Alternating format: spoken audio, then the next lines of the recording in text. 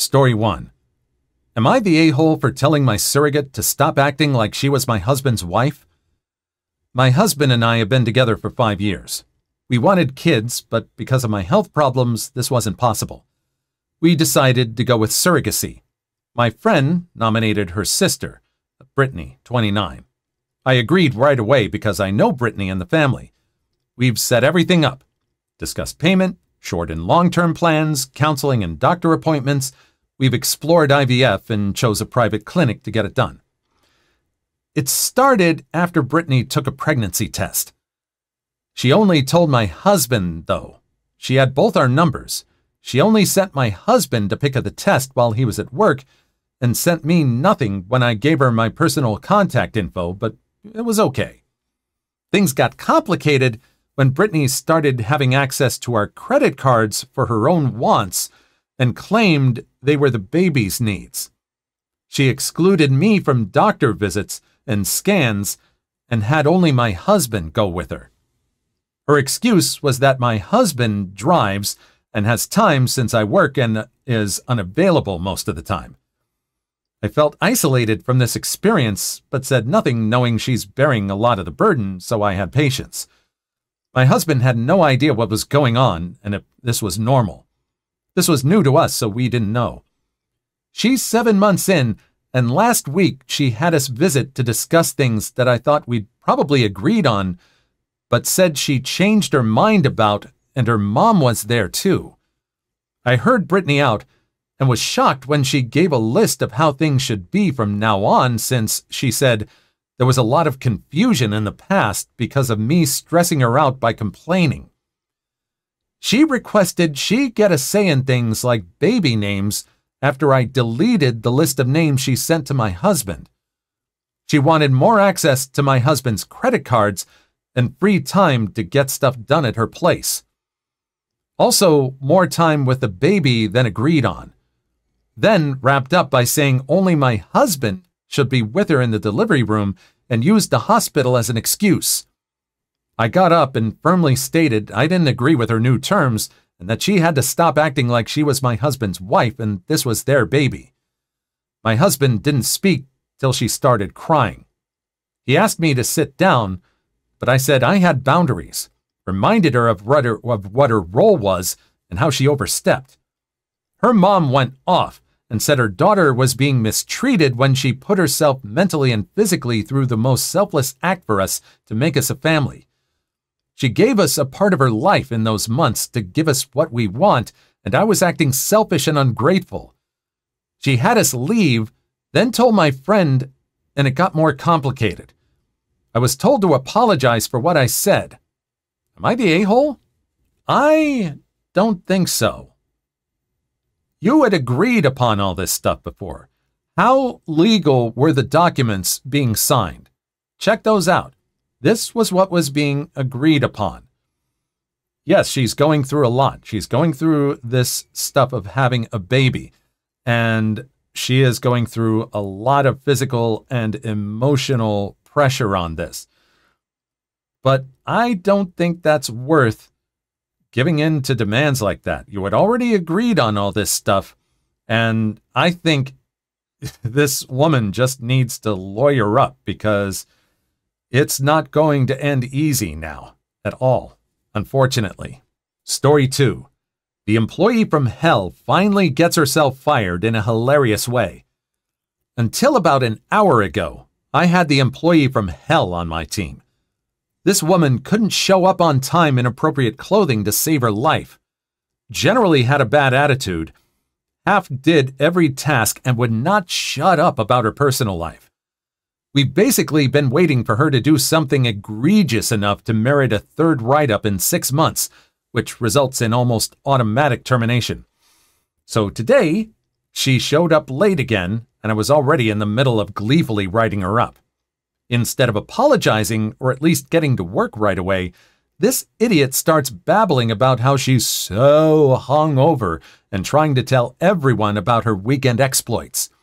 But nobody paid attention to her except my assistant, who rolled his eyes, sighed heavily, and turned away. I had to take a call at that point, so I didn't see what happened next. But a few minutes after I hung up, the head of HR came into my office with a goofy smile on his face and closed the door. Apparently, hungover Hannah, sorry, couldn't help myself, was insulted by our disinterest in her sad little life and marched into his office to claim that we were creating a hostile work environment by disrespecting her.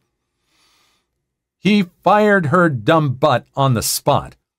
I didn't even have to divide up her tasks among the staff because they were so happy to see her go that they did it themselves before I had the chance. Good fracking riddance. I mean, I'm glad this resolved itself. And this person was apparently so inept that they were basically digging their own hole and everyone was just sitting around in lawn chairs watching and eating popcorn as they were going. I'm glad it was so confident and everyone was so confident in this person to tell on themselves that they were able to enjoy this. And so glad it kind of blew over so quickly and everyone was so glad to have her gone. Story 3. My entitled sister wants me to house my niece for free during university. My niece had to move back in with her mother after the lockdown started. She lost her job and all her classes were online. Her lease was month to month, so she didn't have to worry about breaking her lease. Recently, the schools have reopened, and she has started attending classes again. Problem is, her apartment, which was walking distance from her university, is now rented. Parking in the area sucks, and it's an hour one way from her mother's house on public transit. I will say now that my niece is also incredibly spoiled and is taking classes for a degree with no practical benefits. By this I mean that it will in no way help her with a career path, nor are they necessary courses for further education.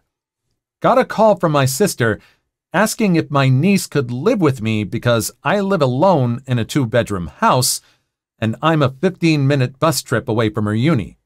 I said no for several reasons.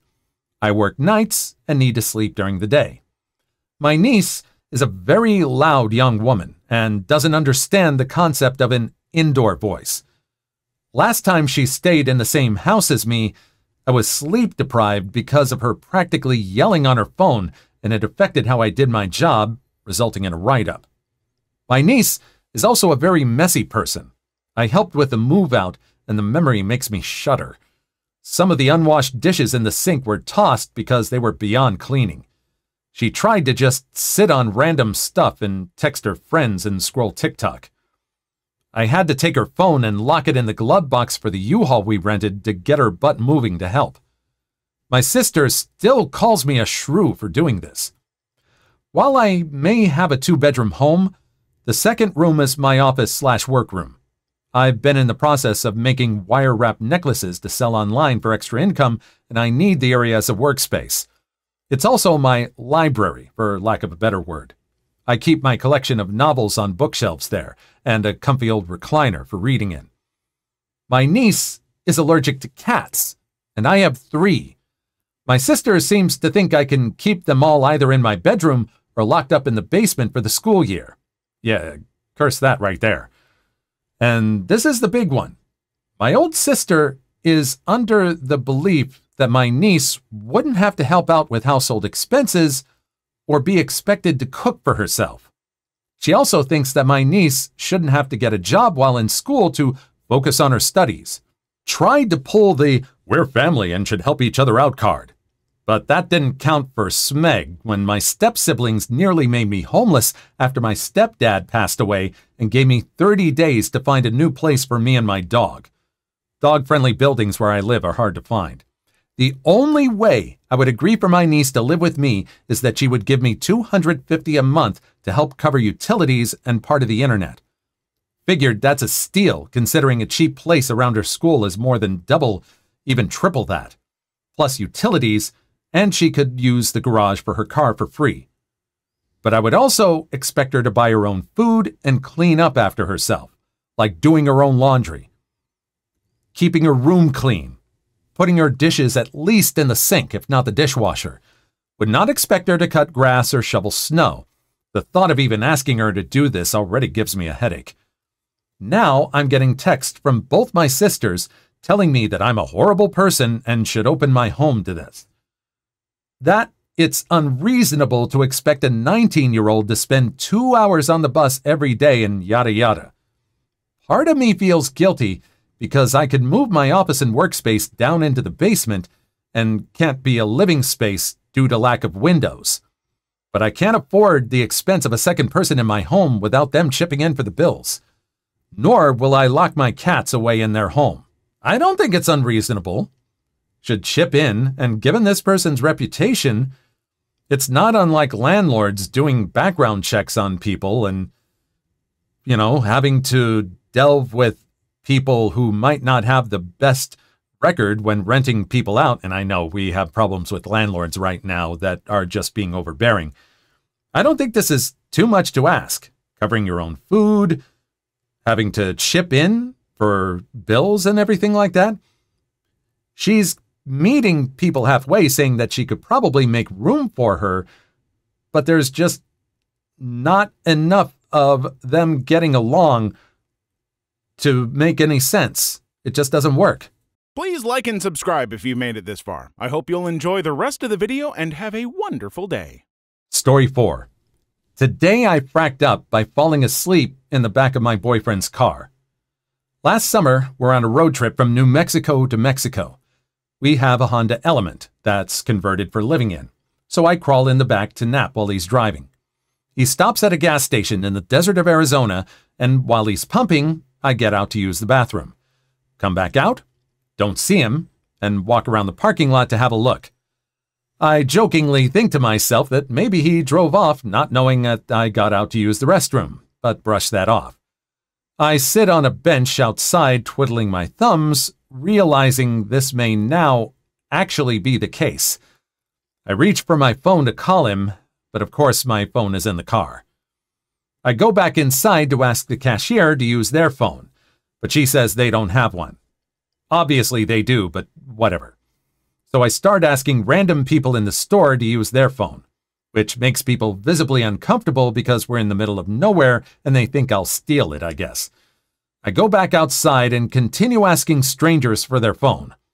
I realize I don't know my boyfriend's number by heart, so I just call my phone repeatedly, hoping he'll answer. He doesn't. I use one person's phone to log onto my Facebook to find my boyfriend's number, but alas, his phone is uncharged when I call. I resort to explaining to everyone whose phone I ask to use my situation. Some don't believe me, others feel really bad, and one man offered to buy me a hotel room for the night in the next town over, thinking that my boyfriend left me on purpose and I was just being modest. It's been about 2 hours now. The store clerks through the windows have been looking at me suspiciously for a while. I'm still sitting on this bench in the desert and have no idea what to do and start bawling my eyes out. A cop car pulls up and the officer comes to me and lets me know the store clerks called them because I've been loitering, haggling with people for phones outside of their store, and crying. I explain my situation, and she's as confused and sympathetic as all the other people. She tells me I can't stay there, so she can either take me to a truck rest stop in the town over or go to the police station. I ask her to take me to the rest stop, although she's not convinced that my boyfriend legitimately left me there by accident.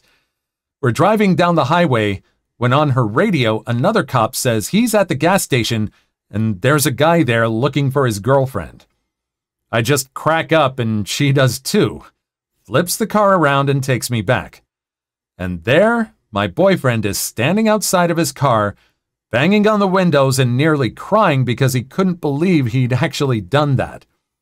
He said he was passing some really cool scenery far into the drive and went to wake me up to see too when he realized I wasn't in the car, flipped it around and drove faster than he's ever driven in his life to get back to the gas station. And that he wondered why so many people kept calling me but didn't feel comfortable answering my phone. He thought for sure that was the end of our relationship and the trip was ruined. I put it on the girl. She should have said something. This guy's out getting gas. maybe he should have checked to see if she needed to use something, but she should have definitely come around and said, "Hey, I'm going to use the bathroom. I'll be right back." Communicate something. Communicate. You two are in the middle of nowhere, or in the middle of a place neither of you know very well. Tell each other where you are and keep your phone charged. It is not an expensive thing to buy a phone charger for your phone. Story 5.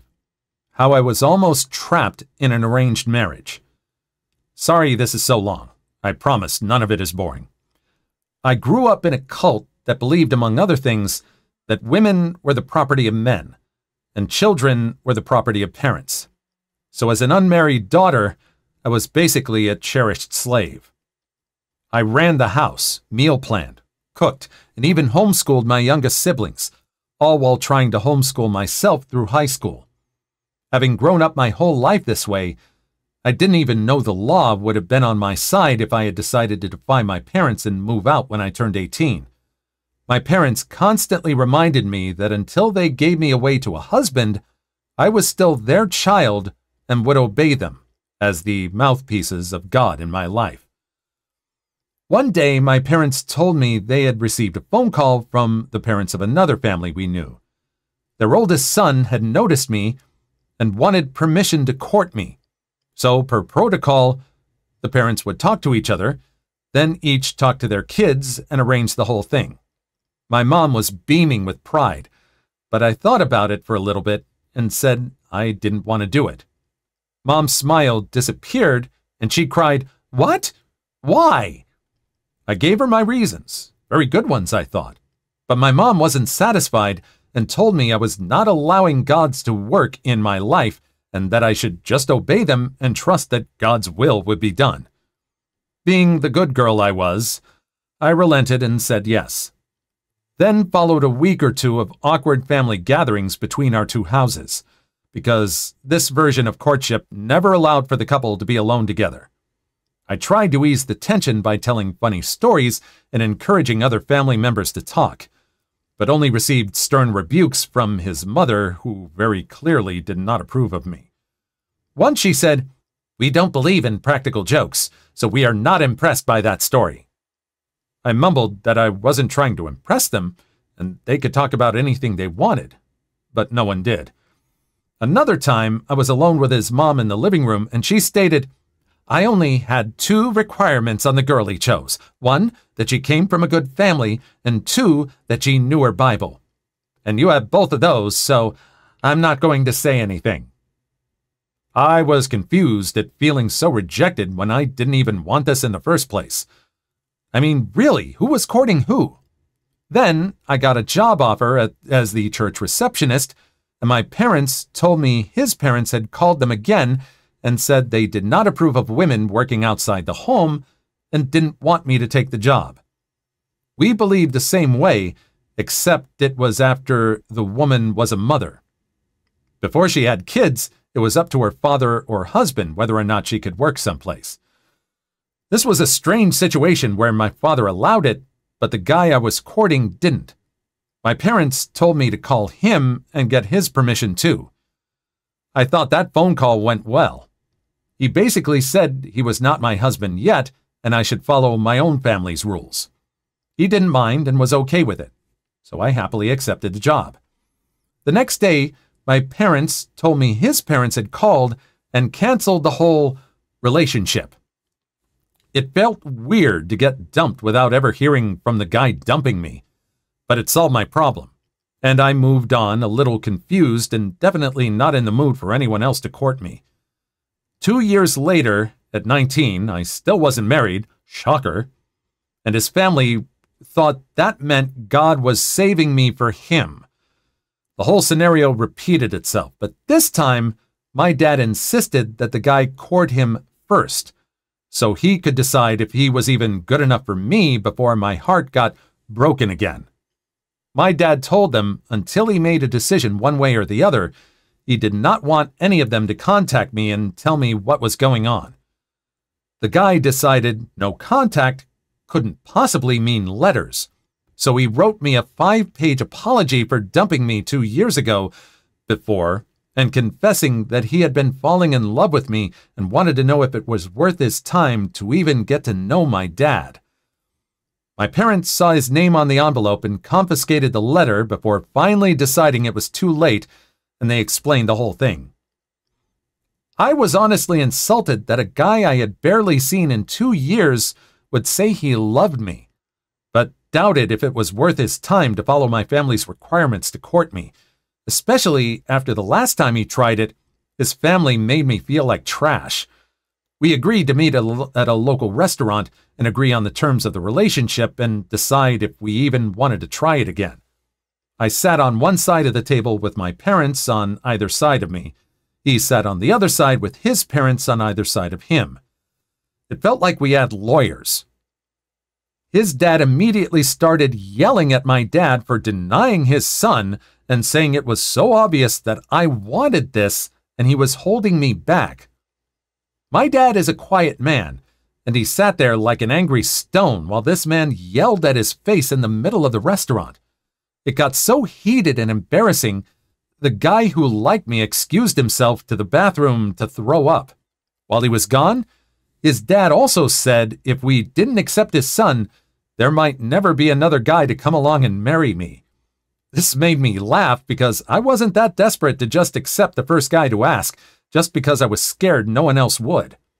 I didn't care if I ever got married or not, even though I didn't dare tell anyone else that. The evening ended with an agreement that we would pick up where we left off. We thought that meant more courtship. They thought they already did courtship, so now it was an agreement to get engaged. The mistake quickly revealed itself a few days later when another guy friend I had, new guy, emailed my dad himself and asked permission to court me. My dad told me I should tell the guy I was courting and ask him if I could stay friends with a guy who liked me but who I had rejected. The guy came up with what I thought was a pretty good plan. My dad would tell him I was already courting someone else, and then I could introduce him to some of my other friends, and then maybe he would leave on his own. I thought that was brilliant, and my dad spent the rest of the evening writing a tactful reply to the new guy.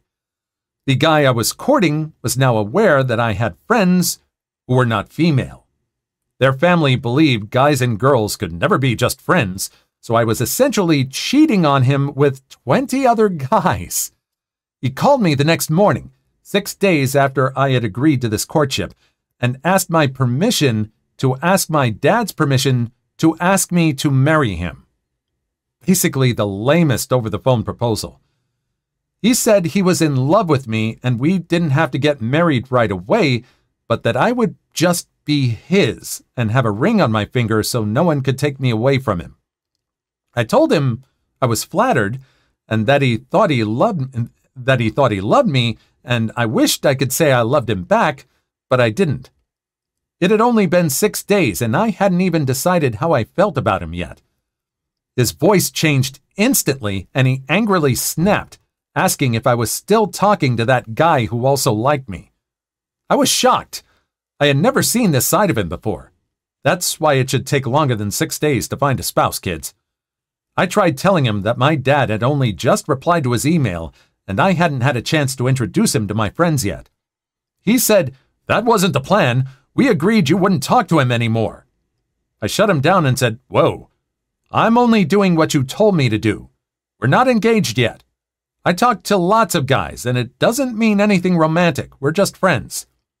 His voice quieted down, but it still sounded bitter, and he said, "Well, if you can't agree to not talk to any other boys and only talk to me, maybe we shouldn't call this courting right now." "Maybe we shouldn't," I replied. We agreed that I would take a week to think about it and call him when I made my decision. Marry him and forsake all the male friends I had known since I was 5, or cut off the relationship for the second time. I told my parents what happened, and they tried to convince me to just do what he wanted. But I finally yelled at them for the first time in my life that I was not going to marry anyone I did not love. My dad was angry, but my mom sent me to my room and said we could talk about it later. I had a week, after all. I was very sad. The only reason I was considering it was because my parents insisted it was God's will, and I really wanted to do what God said. But at the same time, this family seemed even more strict than my own, and I would also miss all my old friends. There was so much to think about. About an hour later, I got 2 calls from this guy's mother, which I let go to voicemail. I didn't want to talk to her right then. Next thing I know, my little brother came up holding the house phone, saying it was the guy's mom, and she demanded to talk to me. She scolded me for a long time, saying I had cheated on her son and that he had called off work this morning because he was worried sick over calling me and asking me to marry him. She all but called me a harlot because of all the guys I was talking to, while I tried to tell her I was not in a relationship with any of them. Guy's mom: "You cheated on him. You're in a relationship with every person you meet." Me: "But not every relationship is a romantic one." Guy's mom: "Between guys and girls? Yes. For example, my husband is my best friend, and I would never talk to other men, and neither would your mom." Me: "Oh, yes, she would. She talks to other men all the time, and she's friends with lots of those people." Guy's mom: "Well, I'm shocked. I honestly thought better of her than that." She then demanded to know why I needed 7 days to pray about whether or not to marry her son. Guy's mom: "God doesn't take that long to answer prayer.